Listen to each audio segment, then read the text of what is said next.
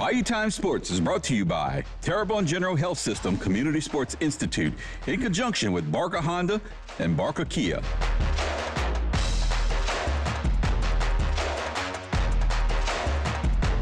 Hi, everybody. Welcome to Bayou Time Sports. I'm Stan Gravite. It is my pleasure to have here with me via conference call the head coach of the Nicholls State Colonels, Tommy Rybacki.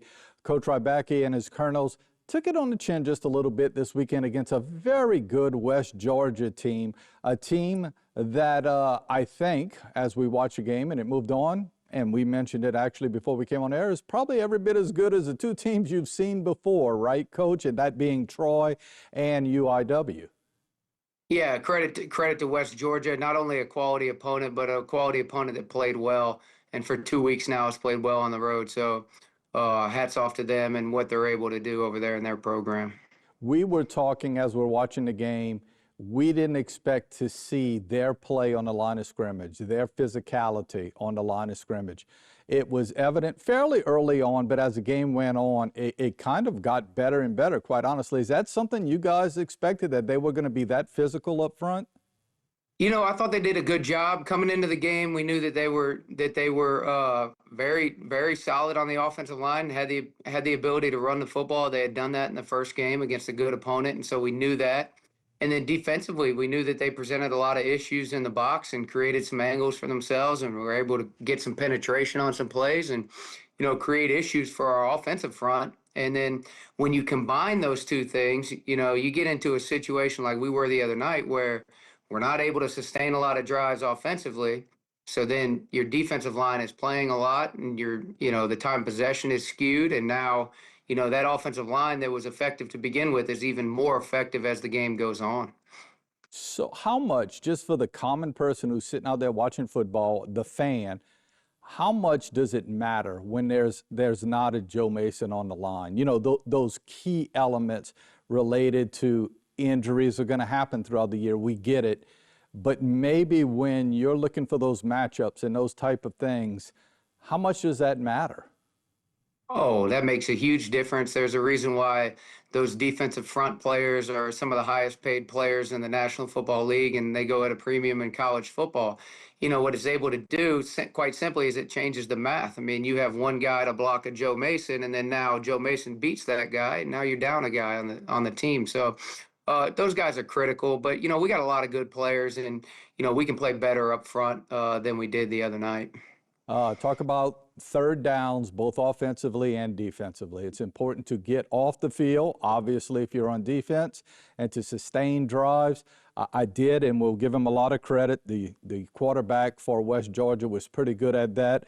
Davin Widener did a good job of scrambling on third downs and getting, listen, credit, again, you mentioned it earlier, to the Wolves and what they did. But that being said, is that something where you guys sit back after this game's over and understand the importance and what you have to do to sustain drives and to cut drives short?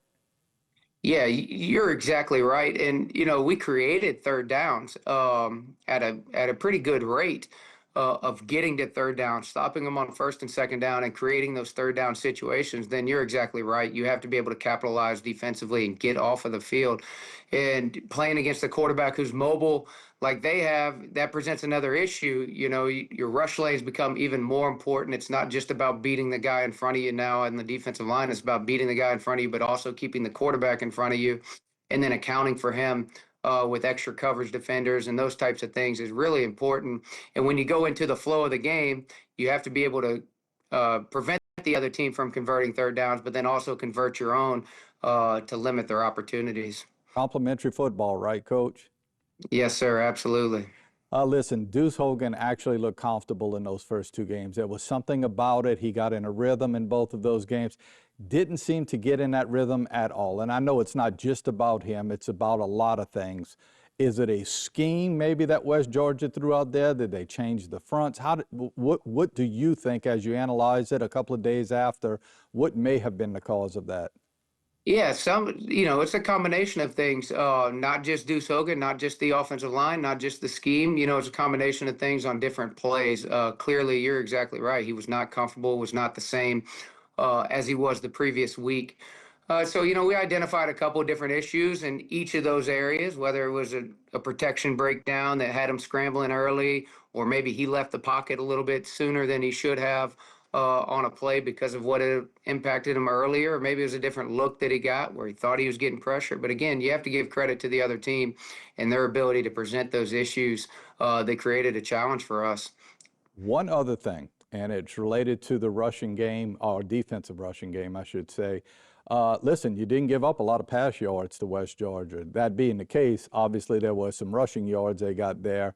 Is that something, when you look back at Troy and now West Georgia, that you may be a little concerned with? Yeah, very much concerned with that. Absolutely. Our winning formula, it starts with being able to control the line of scrimmage and stop the run game and prevent teams from being able to sustain drives and get into advantage situations from a down and distance standpoint. So definitely a concern. You look at the last quarter against Troy and then also the 4 quarters in this past game. And yeah, there are definitely some things that have caught our attention and that we have to address here this week and next week and moving forward to make sure that we're able to do what we want to do and play our style of football. Well, that's a nice segue, because you do have 2 weeks to get ready for Texas State. It's a chance to sort of take a breath after playing in week 0. So I know you're going to get some things right along the way. Listen, we always thank you for the time that you give, and we appreciate everything you're doing for Nicholls State and our community. Yeah, thank you so much. Thank you for having me, and I appreciate the coverage. That is Coach Tommy Rybacki after, unfortunately, a loss to West Georgia, but they'll get it back together. 2 weeks to get ready for Texas State. We'll take a break. We'll be back right after this timeout. This segment was brought to you by Terrebonne General Health System Community Sports Institute in conjunction with Barker Honda and Barker Kia.